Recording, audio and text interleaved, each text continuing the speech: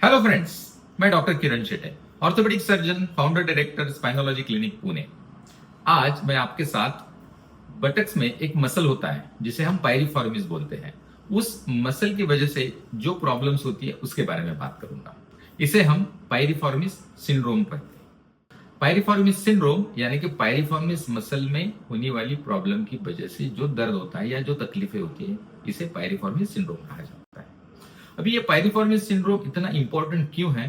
क्योंकि ये सायाटिका यानी कि कमर से लेके पैर में जो दर्द जाता है उस तरीके से प्रेजेंट होता है, परंतु इसका जो रीजन है वो स्लिप डिस्क नहीं है।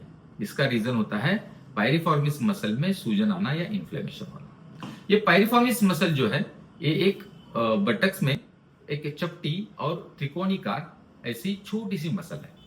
ये मसल का पेल्विस को स्टेबलाइज करने के लिए एक बहुत महत्वपूर्ण काम होता है, जिससे बेसिकली ये सेक्रम बोन से निकल के जो फीमर बोन है यानी कि हिप का जो बोन है वहां पे अटैच होती है। इसका महत्वपूर्ण कार्य होता है एक्सटर्नल रोटेशन और जो पैर है उसको बाहर की तरफ लेके जाना, यानी कि बाहर की तरफ घुमाना और बाहर की तरफ लेके जाना। और इसीलिए वो पेल्विस को जब भी कोई भी एक्टिविटी हो, आप एक्सरसाइज कर रहे हो, भाग रहे हो, दौड़ रहे हो या कुछ भी कर रहे हो, तो पेल्विस को स्टेबलाइज करने के लिए हेल्प करता है। ये जो अपनी सायाटिक नर्व है जो कि आपकी बनती है L4 से लेके जो लंबर में L4 वर्टिब्रा है वहां से लेके S3 वर्टिब्रा है यानी कि सेक्रम का S3, वहां से जो नर्व्स निकलती है यानी कि रूट्स निकलती है उनका लंबोसेक्रल प्लेक्सस बनता है और फिर सायाटिक नर्व बनती है और फिर वो बटक से होके अपने थाई में से लेके काफ में से फिर अपनी पैर की उंगलियों तक चलती है। और उनका कार्य sciatic nerve of course mix nerve है जिसमें सेंसरी और मोटर यानी कि संवेदना और उसके साथ साथ ताकत लेके जाना, ये दोनों कार्य करने वाली नसें होती है। तो ये पूरी पैर को सप्लाई करती है पीछे के हिस्से से, फिर वो जाती है लंबोसेक्रल प्लेक्सस, फिर वहां से स्पाइनल कॉर्ड से लेके अपनी मस्तिष्क तक जाती है।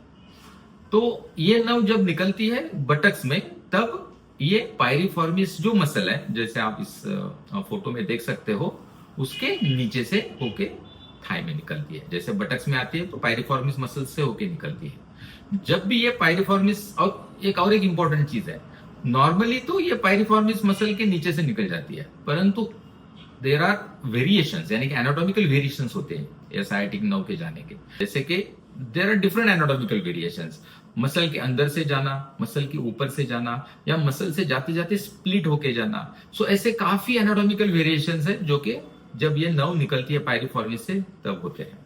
और जब भी ये मसल टाइट हो जाती है या इन्फ्लेम हो जाती है या इनमें कोई सूजन आ जाती है तो ये सायाटिक नर्व को इन्फ्लेम करते हैं और हमें रुग्ण मिलते हैं जिनको सायाटिका जैसी प्रॉब्लम चालू होती है। जैसे मैंने कहा ये लंबर डिस्क की वजह से जो सायाटिका होती है यानी कि स्लिप डिस्क की वजह से उससे काफी अलग है। ये सायाटिका का जो पेन है वो डिफरेंशिएट करना बहुत इंपॉर्टेंट होता है, डिस्क की वजह से है या पायरिफॉर्मिस मसल की वजह से है। सो ये मसल इन्फ्लेम क्यों होती है और इससे दर्द होना क्यों चालू होता है? इसके काफी रीजंस है, इसके जो सूजन आने के काफी कारण है वो हम देखते हैं। पहले तो बहुत बार बटक्स के ऊपर कोई गिर जाता है तो उसकी वजह से पायरिफॉर्मिस मसल को सूजन आ जाती है, उसकी वजह से सायाटिक नर्व को इरिटेशन हो सकता है। दूसरा है जो कि कंटिन्यूअसली बैठ के काम करते हैं, स्पेशली हार्ड सरफेस पे बैठ के कंटिन्यूअसली यानी कि ब्रेक नहीं लेते और कंटिन्यूअसली बैठे रहते हैं, तब ये मसल में सूजन आ जाती है। कभी कभी जो कि रिपीटेटिव मोशंस करते हैं, एक्टिविटीज करते हैं, एक ही पैर की जो रिपीटेटिव मोशन, सपोज कोई मशीन चला रहा है, सिलाई की मशीन हो या फिर कोई ड्राइविंग कर रहा है और कंटिन्यूअसली उसे पैर ब्रेक या कुछ दबाना पड़ रहा है, तो कंटिन्यूअसली एक ही मूवमेंट होता है, उसकी वजह से भी ये मसल इन्फ्लेम हो सकती है या फिर टाइट बन सकती है, या उस मसल में कंटिन्यूअसली माइक्रो टेयर्स होने की वजह से स्कारिंग भी हो सकती है। देन कुछ लोगों में जब भी कोई एक्सरसाइज करते हैं, स्पेशली आप देखोगे फुटबॉल प्लेयर्स है या फिर जो भी मैदानी खेल खेलते हैं, बैडमिंटन या टेबल टेनिस या लॉन्ग टेनिस, जब भी वो एक्सरसाइज या स्पोर्ट्स खेलने जाते हैं उससे पहले प्रॉपर वार्म अप करना जरूरी होता है।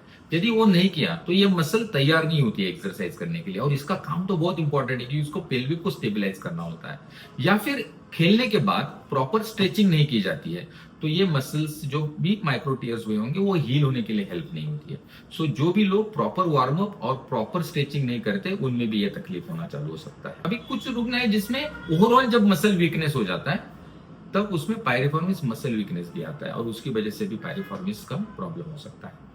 हम इसे रादर कुछ लोग इसे वॉलेट सिंड्रोम भी कहते हैं क्योंकि जो भी अपने पैसे का वॉलेट होता है वो कभी कभी लोग पीछे के पॉकेट में रखते हैं पैंट के, और जब भी वो पीछे के पॉकेट में रखते हैं वहां पे जाके साइटिक नर्व दबती है और उनको दर्द ज्यादा चालू होता है, तो इसे वॉलेट सिंड्रोम भी कहते हैं because of the pressure of the wallet which is kept in the back pocket. इसलिए हम हमेशा एडवाइस करते हैं जो भी आपका वॉलेट है वो बैक पॉकेट में ना रखिए, उसको हाथ में रखिए या किसी और पॉकेट में रखिए। ऑफकोर्स मैंने जैसे कहा इसको डायग्नोसिस करने के लिए क्लिनिकल एग्जामिनेशन बहुत इंपॉर्टेंट है।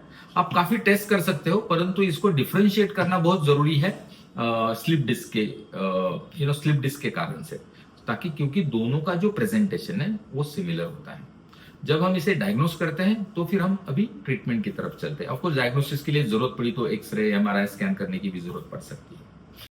ट्रीटमेंट में most of the time physiotherapy, proper stretching and proper strengthening करने से यह दर्द बिल्कुल निकल जाता है। इसके साथ साथ कुछ न्यूरोट्रॉपिक मेडिसिन या फिर B12 की सप्लीमेंट देने की जरूरत पड़ सकती है। इफ आपको फिजियोथेरेपी करने से प्रॉपर राहत मिल जाती है कोई प्रॉब्लम नहीं है। यदि ये सब करके भी आपका दर्द कम नहीं हुआ है देन हम जरूरत पड़ी तो उसे इंजेक्शन देके उसे ठीक कर सकते हैं। ऑफ कोर्स ये under machine guidance, SIAM guidance किया जाता है, प्रॉपरली डाई देके वो मसल को आइडेंटिफाई करके वो इंजेक्शन स्पेशलिस्ट डॉक्टर्स जो ट्रेन हुए हैं वही कर सकते हैं। तो आपको ऐसा लगता है कि कोई भी आपको दर्द है जो साइटिका जैसा है परंतु थोड़ा सा अनयूजुअल है तो आप इसके बारे में जरूर सलाह लीजिए। घर में बैठ के कोई भी ट्रीटमेंट मत ट्राई करिए क्योंकि आगे जाके सीरियस प्रॉब्लम बन सकती है। मैंने आपको पायरिफॉर्मिस सिंड्रोम के बारे में काफी जानकारी दी है। ऑफ कोर्स आप कंफ्यूज मत हुइए, ये बहुत ही सिंपल प्रॉब्लम है। फिजियोथेरेपी से ही काफी लोग ठीक हो जाते हैं और कभी कभी हमें लोकल इंजेक्शन देने की जरूरत पड़ सकती है। इंपॉर्टेंट है कि हर कोई पैर में जाने वाला दर्द पीछे से सायाटिका होके भी स्लिप डिस्क की वजह से होगा ऐसे नहीं है, कोई और भी इसके रीजंस हो सकते हैं और उसे आइडेंटिफाई करना बहुत जरूरी है। आपको पायरिफॉर्मिस सिंड्रोम के बारे में और भी कोई जानकारी चाहिए या कोई सवाल है तो आप हमें जरूर लिख सकते हैं, हम आंसर देने की जरूर कोशिश करेंगे। आई होप आपको सारी बातें समझ में आई होगी। Stay healthy, stay happy and stay pain free. Thank you.